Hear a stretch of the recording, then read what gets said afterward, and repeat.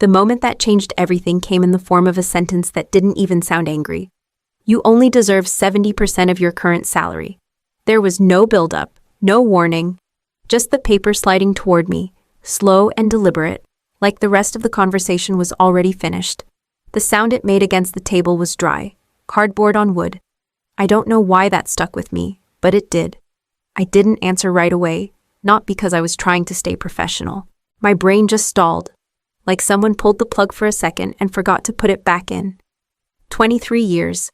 Reduced to a number she read out the same way someone reads a room temperature. I waited for the rest. The explanation? The part where she explained how we got here, it never came. She just sat there, watching my face, waiting for something, a nod, a reaction, anything that told her this was going the way she expected. I stared at the page instead. Honestly, I kept thinking I'd misheard her, that maybe she meant something else and would correct it any second. She tapped the paper once, not impatient, just confident. Like this part of the meeting was procedural. That tap was when it hit me. This hadn't been decided today. This wasn't even close to new. I was just the last person in the room to find out. My name is Ella. I am 51 years old. I've spent more than 2 decades fixing problems before anyone else even noticed them. I stayed late. I covered gaps. I made stupid decisions because they felt necessary at the time. And standing there, looking at that number, I realized how easy it was for all of that to disappear once someone else decided to simplify the story. I didn't argue. I didn't defend myself. I didn't do anything heroic. I just felt something shift, quiet and heavy, right behind my ribs. Not anger, not yet, something colder. What you are about to hear is a fictional work created by the writing team at Revenge AITA. While inspired by real workplace dynamics and emotional experiences many people recognize, the characters, events, and decisions in this story are fictional and created for storytelling purposes only. She leaned back slightly, like the hard part was over. Like all that was left was for me to accept what she had already settled. I didn't sign anything that day. I folded the paper once, slowly, and held it in my hand, not as a decision, just as proof that whatever this meeting was supposed to be, it wasn't what I thought it was. And whatever came next wasn't going to be as simple as a number on a page. I tell myself not to overreact. That's always been my move. Pause, breathe, be reasonable.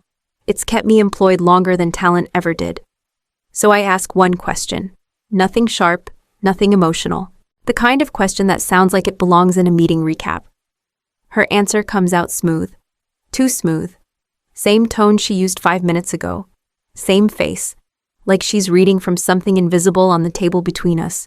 She doesn't lean in, doesn't explain, doesn't check if I'm following. That's when my stomach drops. Because she isn't nervous. Not even a little. I'm the one calculating how much noise I'm allowed to make without being labeled difficult. I hate that I notice it. I hate it more that it's automatic. I think about the dumb choices I made for this place. The weekends I canceled without telling anyone why. The holidays where I brought my laptop into the kitchen and told myself it was temporary. The nights I stayed because leaving would have broken something, and breaking something felt worse than breaking myself. There's a burnt coffee smell drifting in from the hallway, old, bitter. It takes me straight back to those mornings when I showed up half dead and fixed problems no one knew existed yet. I used to feel proud of that. Right now it just feels unpaid. My mouth almost curves into a laugh. It surprises me, not because anything is funny, because the math is so clean it's insulting. This isn't about money, not really. This is about position, about shrinking me without saying the word, about turning years of judgment into something that can be averaged and adjusted. She shifts in her chair, already moving on, already done. I stay seated. That's the only thing I control in that moment. I tell myself to keep listening, to stay professional, to keep trying to make it make sense. And that's when I realize I'm the only one still trying. I ask what happens if I don't agree.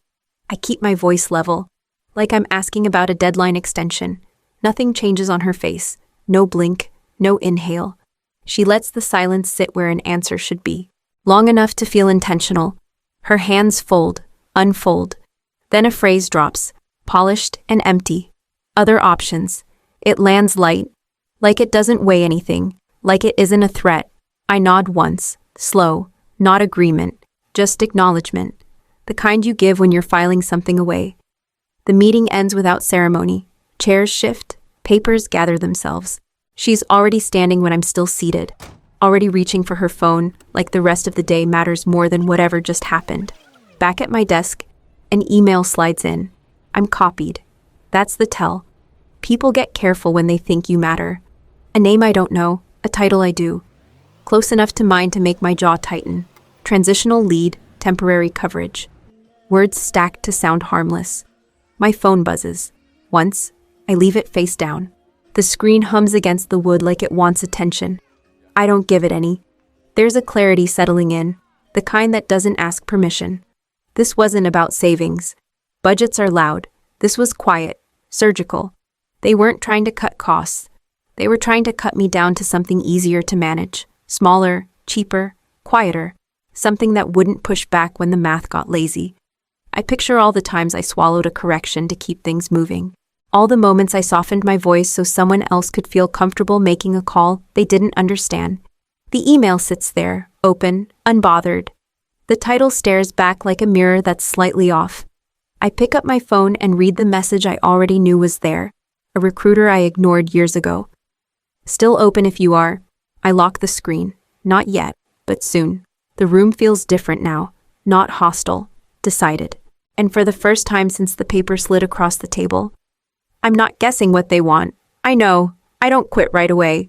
That's my flaw. I've always needed things to line up clean before I move, even when they never do. I get home and sit on the edge of the bed like I'm waiting for instructions. Shoes still on. Jacket half off.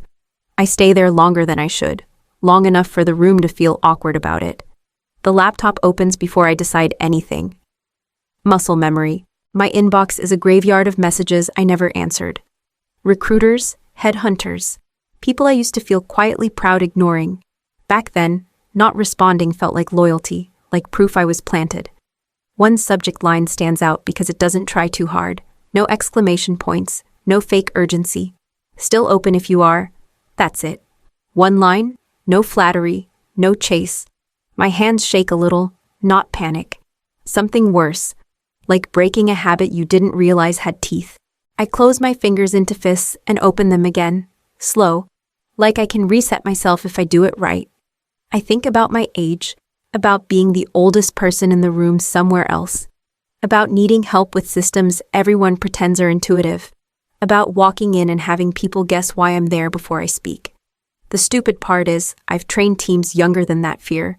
I've corrected decisions made by people who never noticed. I still hesitate. I scroll up, down, back to that line. Still open if you are. The ceiling fan clicks once. I notice it because I'm stalling. That's how I know. I almost close the laptop. My thumb hovers over the trackpad. I can picture the next week if I do. Same chair, same meetings, same careful tone. I don't close it. Instead, I type 3 words. Not confident, not polished. Honest in a way that feels reckless.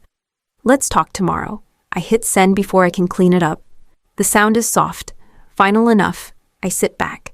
The bed creaks under the shift of my weight. Something settles, not relief, commitment. I don't feel brave. I feel exposed. Like I just stepped out of something familiar without checking the ground. And for the first time all day, I stop trying to make the decision quiet. I don't rehearse it. That's important. If I rehearse, I soften. I explain. I give people something to push against. So I don't. I walk back into her office with the paper still folded the way I left it. She's mid-email. Finishes the sentence before looking up. That already tells me where I rank today. I hand the page back. Unsigned. The quiet stretches. She scans it like she expects something different to appear if she looks long enough. I tell her no. Just that. No build-up. No apology. The word lands heavy because it's plain. Her eyebrows lift. Not anger, confusion. Real confusion.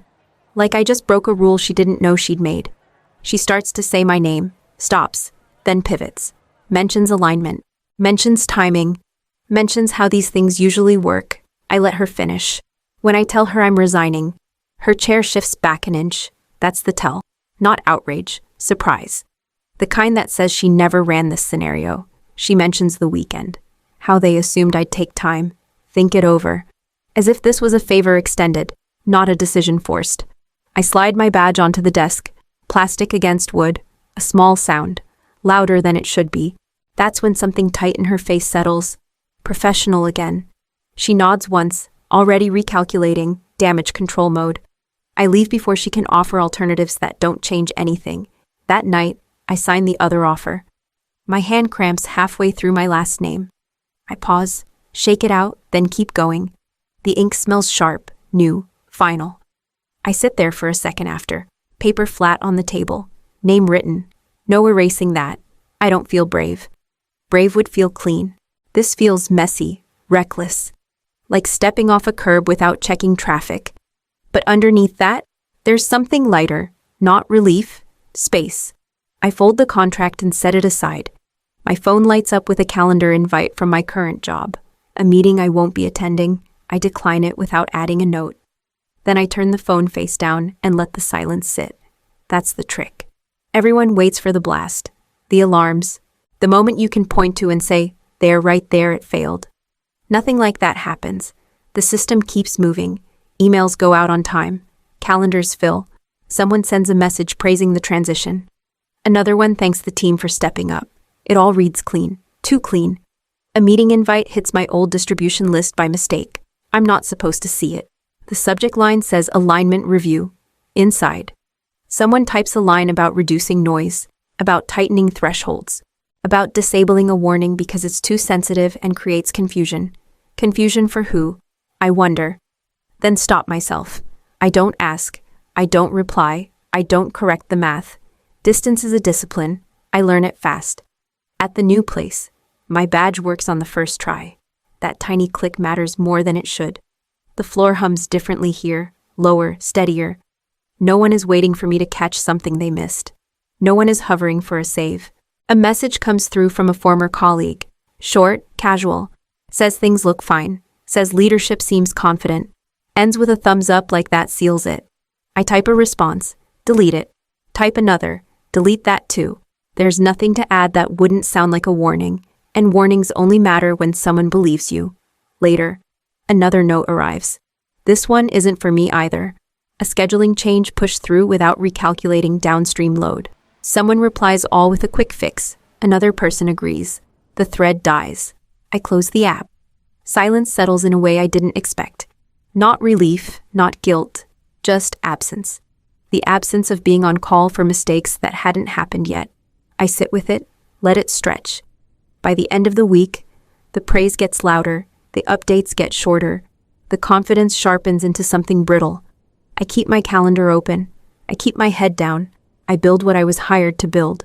Somewhere else, a system keeps running on memory alone. The calls start before the headlines do. Short ones at first, tight voices. People trying to sound calm while asking the same thing 3 different ways. A shipment misses a window. Another gets rerouted too late. Someone joins a meeting already talking, like volume can replace clarity. I hear about it through people who still have my number and don't know what else to do with it. By the second week, the tone changes, less optimism, more urgency. Updates come faster and say less. Someone forwards a thread that shouldn't have left the building. It's all there in plain language. A fix layered on top of a fix. No one stepping back. Then the exits start. One manager leaves quietly. No announcement. Another follows 2 days later, then another, 5 in total. Not coordinated, not dramatic. Just close enough together that everyone notices the pattern and pretends not to. That doesn't happen by accident. The number breaks through a few days later. $375 million written off. Operational losses. Temporary disruption. That's the phrase they use. Temporary. I read it once and put the phone down. There's no rush, no spike of satisfaction, just a steady sense of being proven right without asking to be. A message comes in from someone I used to trust to keep things moving. 2 lines, no greeting. Says it's bad, says leadership keeps changing priorities midday. Ends with a single word that doesn't belong in a professional update. Unreal. My phone buzzes again. Different number. Same area code as my old office. I don't answer it yet. I let it ring until it stops on its own, at the new place. No one asks me about the noise. They don't need to. The work in front of me is concrete. Build, test, adjust, repeat. No one's asking for miracles, just decisions that hold. Another call comes in. Same number. This time it leaves a voicemail. I don't play it. I already know the tone. Careful, pressed, framed as a conversation they're ready to have now. I silence the phone and slide it into my bag. The headlines catch up the next morning. By then, the damage is old news to the people inside it. I don't reach out. I don't offer help. I keep doing the job I agreed to do, somewhere else. A system finally runs out of memory. The first call doesn't start with numbers, no rates, no volumes. Just a pause on the line, then my name, careful. Like they're testing if it still means what it used to. They talk about missed windows, about trucks sitting idle, about updates that don't match reality. The frustration isn't loud, it's tired. Someone says they don't need another apology. They need consistency. They need someone who answers the phone before things break, not after. I listen. I don't interrupt. That's already a shift. They mention how things used to run, how problems got handled before they became emails, before they became meetings. The comparison isn't flattering to the company I left, and no one pretends otherwise. By the time the call ends, nothing has been promised. That's what surprises me. No ask, just a statement that they're exploring options. An hour later, another line lights up. Different voice, same tension. They describe reroutes that don't make sense. Decisions that change twice in one day. A contact they trusted gone without explanation. They use my name again, not formally, like a shortcut. 4 more follow over the next 2 days. Different industries, same pattern. The details change, but the complaint doesn't. No one knows who's in charge anymore. No one feels heard. One of them says they're not loyal to logos. Says it flat, like it's obvious. Says loyalty follows people who keep their word. That sticks. I don't pitch. I don't promise miracles. I tell them what I can do and what I won't. I say timelines out loud. I say no when I need to. There's relief on the other end when I do. At the office, my new team notices the shift before I say anything. Calendars fill. Introductions get scheduled. No one celebrates. We just adjust. I update leadership with facts. 5 inbound conversations. All serious, all cautious, all moving. By the end of the week, the question isn't whether work is coming. It's how fast we're ready to carry it. She finally calls late in the afternoon. After 2 missed attempts, I let go to voicemail. This time, I pick up. I don't say my name. Her voice comes through clipped and controlled, like she's holding it in place with both hands. No apology, no easing in. She moves straight to urgency, wrapped in authority she's trying to keep intact. She talks about impact, about how things escalated faster than expected, about pressure from above. The words come out stacked, practiced, already shaped for a room full of people who need reassurance. Then she shifts, a new title, bigger, executive, more scope. She mentions compensation next, higher than before, framed as recognition. Like the delay was procedural instead of deliberate. I let her finish. That seems to throw her off more than interrupting would have. She never says she was wrong, not once. She never mentions the paper she slid across the table. Never names the cut. Never touches the decision itself. Just talks around it, like we're revising history together. The line crackles for a second. Static. Either the connection is bad or her grip is slipping. Hard to tell. She says my name then. Slower this time. Softer. Like that's the lever she forgot to pull earlier. I tell her I'm not coming back. The words come out steady, flat. They don't wobble the way I expected. I don't explain. I don't justify. I don't ask what would have happened if I'd accepted the original offer. That version of the story doesn't matter anymore. There's a pause, longer than any before. I can hear breathing on the other end, controlled but uneven. She says she understands, but it sounds like something she learned how to say, not something she believes yet. I tell her I've made commitments, that my focus is elsewhere now, that I won't be reconsidering. She tries once more, not harder, just differently. Mentions stability, mentions the team, mentions what I built. I let the silence answer. When the call ends, I don't feel victorious. I don't feel angry. I feel done. I set the phone down and go back to the work in front of me. The timelines, the handoffs, the decisions that need to hold. Whatever power that call was supposed to have never makes it across the line. I don't watch the company die. I just stop checking. That's the line I draw. And I hold it. No alerts, no forwarded threads. No late-night messages from people who used to need me to clean things up quietly. The news still finds its way to me. It always does. Another client pulls out. Another internal reorg announced with confident language and no names attached. Someone I used to trust texts a single sentence and nothing else. I don't reply, not because I'm angry. Because replying would mean stepping back into a role I already left. I didn't destroy anything. I didn't sabotage a system or pull a lever on my way out. I just stopped carrying it with my own time and nerves. The structure was always heavier than it looked. I was just used to bracing myself underneath it. At work, things are steady, not perfect, just honest. Decisions get made and owned. When something breaks, it gets fixed without pretending it was unforeseeable.